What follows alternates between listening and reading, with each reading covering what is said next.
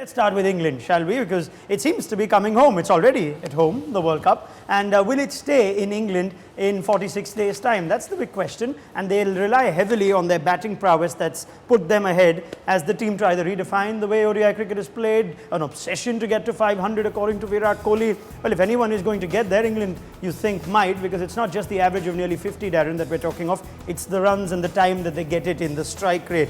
This batting might of England, does it give you the sort of feeling that that's what could carry them through right to the end? I think that's the strength of this team and the familiarity with conditions there in England. It's definitely the best chance that England has to win a World Cup. They've not done it in the previous 11 editions.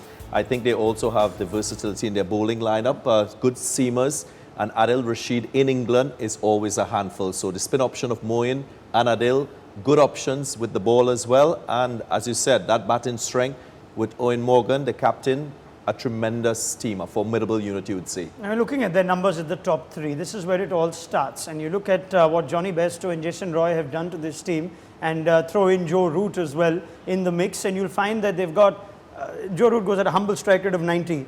And that's humble for Joe Root. 120 is what Bairstow goes at, 100 plus Jason Roy. There's no stopping this on paper. Yeah, and if you look at the playing 11 as well, the other day Adil Rashid came in at number 11 with 11 first class 100. So you can have the best number 11 in the world. As you rightly said, Joe Root, possibly that's the slowest strike rate in that team. The way the others go, the way Josh Butler and the likes go, it's just a formidable unit. But the only thing which I'm always skeptical about with England is that the first few wins and they say it's coming home, and nothing comes home. So I love it. I want you to do it again. Maybe all of you together. But no, I know what you're saying, because you know how the English media, the English fans can get carried away just a bit. Is this hype real? Is it proportionate to the quality of the team, or do you think it's now gone to a point where it's only going to add more pressure on England at home? It certainly add more pressure on them, but I think they've shown in recent times at least, maybe not, Champions Trophy, they made the semi-finals, maybe not having yet won anything, but they certainly have the ability to. I think what they've shown so far in the amount of one-day cricket that's happened since the last World Cup is they back sort of themselves to play a certain kind of cricket. Even if they lose wickets, that's the tempo that they play at. They're not fearful of the fact that they might fall back on old habits, and they have the necessary sort of skill sets or the personnel to actually execute those sorts of plans or to play with that tempo. So they certainly have the team on paper to win it. Whether they can put everything together over 6 weeks is another question. That's how they're going to play then, Daren. Jason Roy, Johnny Bairstow, just continue playing your way. You know this obsession that's been created of England playing the power game, dictating the power game. Can it come back to bite you in a World Cup?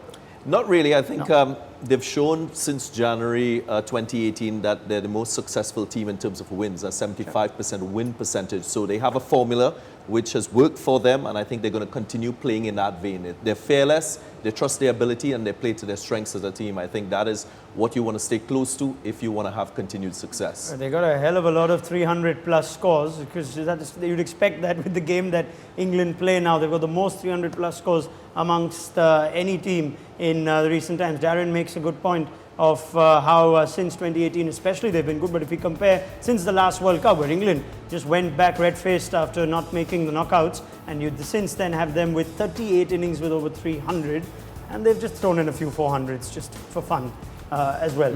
Where lies the Achilles heel then for England? Is it straight to their bowling, Kartik, for you? No, I wouldn't think so. No? I think they've got a well-rounded side, to be very honest. That's why we're talking about them in such high vein, and the reason we say that is that they've got some really good bowlers. They've got bowlers to exploit the conditions, and along with Adil Rashid, I think sometimes Moeen Ali goes under the radar, the way he bowls. I think as a finger spinner, we're all talking about wrist spinners in the world of white ball cricket, and he sometimes slips under the radar the way he goes about his business. Even in the IPL when he bowled, he really bowled well. So they've got a really strong side. I wouldn't think that they've got any weakling per se. But yeah, any team is definitely beatable, just the way Australians showed us in that warm-up game.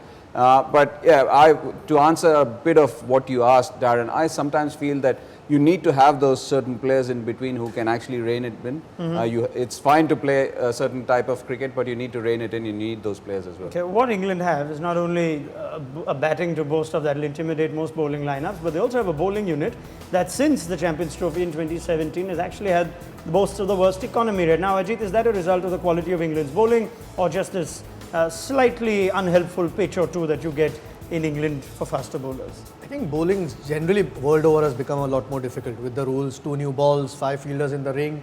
And I felt England, I mean, for all the talk that, all the hype that England's had and they could win, for the runs that they score, they've been conceding, even if it's a warm-up games or that series against Pakistan, they conceded 350 plus more than a couple of times. So that was a worry. I think Jofra Archer might change that, in my opinion. I think I'm not a big fan of actually, putting someone up when he's not played international cricket, but I think he seems to have a little bit different to what you see with ordinary seamers. That sort of pace, control.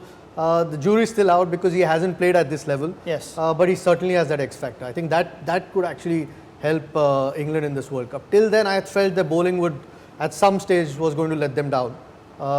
In good batting conditions, even though they have experience in their bowling, you needed that X factor, and Jofra Archer might just provide that. Yeah, it looked like the world was conspiring to make sure Jofra Archer is eligible and gets selected for England for this World Cup. A change of eligibility rules, a series just thrown in before the World Cup. Jofra Archer named in it, just hoping that he doesn't do too badly. Otherwise, there was always going to be a case for Jofra Archer to make this squad. Does he make the playing 11 straight away? Though there's a lot of experience in that team. Do Mark Wood, Liam Plunkett. Graham Swan joins us now. Swanee, let's hear your thoughts on the ideal pace bowling 11 for England. They'll have to make some tough calls. I'd go for pace if I were England. I would go for Jofra Archer and Mark Wood. I'm not sure if Mark Wood is 100% fit, but if he is fit, I definitely think 2 guys able to bowl at 90 miles an hour at the top and at the depth is what they need, backed up by either Chris Wokes or Tom Curran. I'd probably be tempted to go Curran, actually, because he's a better batsman and he's in good form. All right, so there's Jofra Archer definitely in that team. So you want that extra bit of pace. Daren, you've seen enough of Jofra Archer from very close quarters.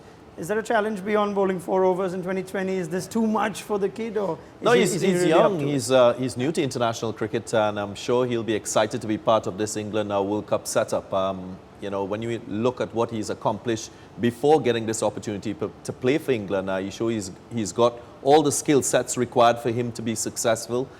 Deceptive in terms of his pace, accurate in terms of his control, and he's a wicket taker, and that's what you want in a 50-over match. A bowler who can take wickets for you, control the game, and that's the value that he will bring to this England side. Well, up against this fierce and powerful England team, first up are the South Africans. So let's get the South African take now. Albie Mokel joins us. Albie, delighted to have you on the show. Tell us a bit about the mood ahead of South Africa, ahead of this World Cup. Still high expectations, no AB de Villiers and all that. And they've got the toughest, arguably the toughest start to the World Cup against the home team at home. Yeah, good morning, guys. Nice to join you. I think it's the first time ever that South Africa has sort of gone into the tournament below radar. I believe it's a good thing. I believe there's not as much pressure on the players. But in saying that, playing against England, first game of the World Cup, you don't get much bigger than that. And I'm sure there'll be lots of butterflies flying around in their tummies tonight. Right, they would need some experience if there are going to be butterflies, but there's no Dale Steyn first up. Now, how big a blow is that? Is this something South Africa would have expected, given Steyn's the state of his career and whatnot, and who comes in for him? They've got Pretorius and Chris Morris. Thoughts on that? Yeah, I think that's a massive blow for South Africa. Dale didn't play in the warm-up games. They probably sort of gave him more time to recover. The 11 I picked, he was certainly in my 11 batting at number 8, so I would have picked the strongest bowling side. And with him out, you have to pick Morris, in my opinion. He's going to bat at 8, and he's the best bowling all-rounder, if you want to put it that way. So that definitely is a big blow for South Africa. As we know, England probably has one of the strongest batting lineups. and you have to, take them on with your best bowling lineup. With Dale out, that leaves a lot on Kagiso's shoulders. He's a world beater, but he's going to need some support.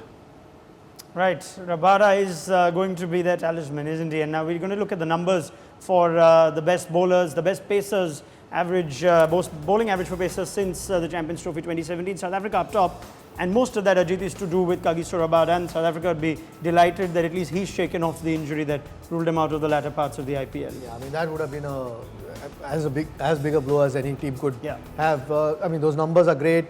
It's probably the first World Cup that I remember since South Africa has come back to world cricket that they're not one of the favourites going into it. Might just help their case.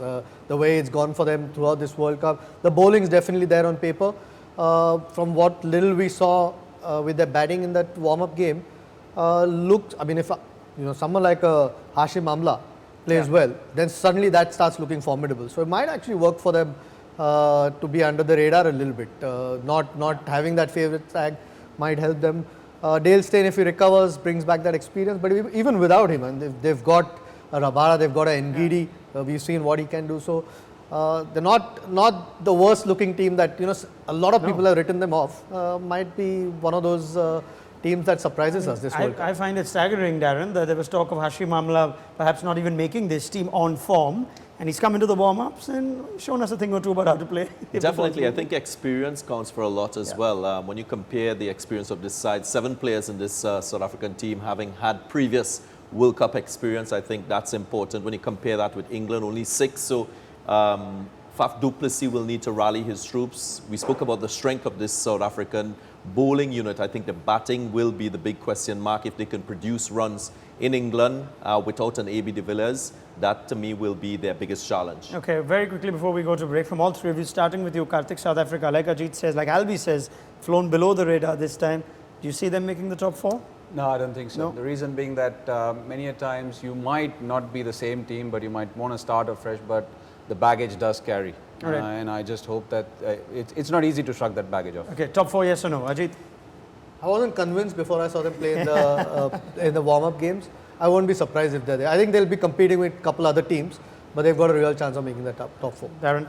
Not top 4, very competitive side, but I think other teams are a little bit sharper than South Africa at the start of this World Cup. Don't forget to like, share, subscribe, and leave your comments in the comment section below. Click on the bell icon for notifications.